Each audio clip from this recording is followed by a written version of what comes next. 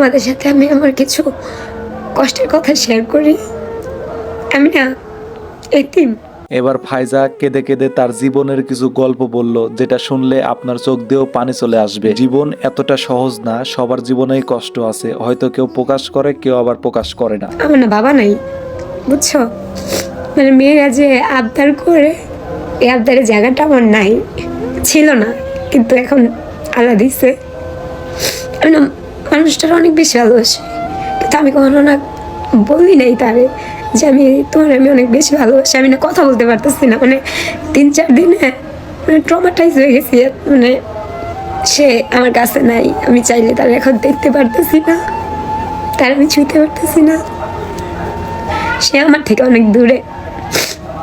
চাইলে আমরা ভিডিও কলে কথা বলতে পারি, কিন্তু দেখা করতে পারি না। ফাইজা শাকিলকে অনেক বেশি ভালোবাসে, তার কথাই বোঝা যাচ্ছে। শাকিল এখন নেই, তার জন্য কেঁদে কেঁদে অনেক কিছু বলছে। চাইলে তারা দুজন ভিডিও কলে কথা বলতে পারে, কিন্তু দেখা করতে পারে না, এটা নিয়ে তার আরো বেশি কষ্ট।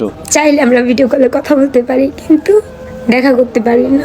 সে আমার থেকে অনেক দূরে। সে এই কয়দিনে, মানে আমার বিয়ের পরে কয়দিন আমার যতটা শান্তি দিচ্ছে, আমার যতটুকু আগলায় রাখছে, যতটুকু ভালোবাসছে, আমার মনে হয় না সে যদি কখনো আমার জীবনে না থাকে আমি অন্য কারো হইতে পারবো। ফাইজা শাকিলের রিলেশন ছিল, সেটা তো আপনারা সবাই জানেন। তারপর তাদের পারিবারিক ভাবে বিয়ে হলো। বিয়ের কিছুদিন যেতে না যেতেই আবার চলে গেল শাকিল প্রবাসে ফাইজাকে রেখে। এই কারণে ফাইজার অনেক কষ্ট বেড়ে গিয়েছে, পুরনো কথা মনে পড়ছে শাকিলকে নিয়ে। আর ফাইজা শাকিলকে অনেক বেশি ভালোবাসে, এটা তো ফাইজাকে দেখলেই বোঝা যায়। আল্লাহর কাছে একটা কথাই বলি, শাকিল যেন আবারও ভালোভাবে দেশে ফিরে আসে, তারপরে আবারও দুজন যেন একসাথে ভালোভাবে থাকতে পারে। তো এই ভিডিওটি এ পর্যন্তই, আবার দেখা হবে নতুন কোনো ভিডিও নিয়ে। ততক্ষণ পরিমাণ সবাই ভালো থাকবেন, সুস্থ থাকবেন। আল্লাহ হাফেজ।